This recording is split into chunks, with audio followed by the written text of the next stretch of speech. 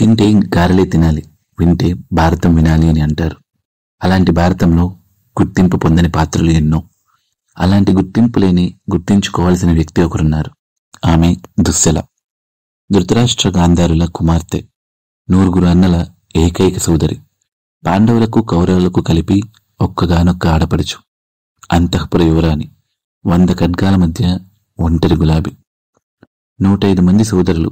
పిలిస్తే పలికేంత దగ్గరవాడు శ్రీకృష్ణుడు. ఇంతకన్నా ఇంకేం కావాలి అని అనుకుంటున్నారేమో.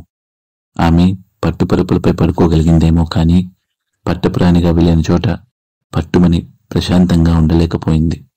సింధు దేశ రాజైన సైంధవుడు, అదే జయద్రథునితో వివాహం తరువాత ఆమె జీవితం మరీ నరకతుల్యమనే చెప్పాలి. ద్రౌపదిని అపహరించి అవమానపడి సగం గుండు కుట్టించుకున్న భర్తని ఏమీ అనలేక తనలో తానే మదనపడిన సగటు ఇల్లాలు.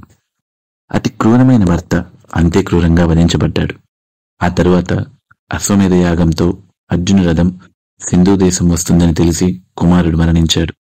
ఇక యుద్ధం వద్దని, శాంతి కావాలని కోరి అర్జునుని ప్రార్థించింది దుశ్శల. మనవనుని రాజ్యం అప్పగించి రాజమాతల సింధు నగరంలో ఉండిపోయింది దుశ్శల.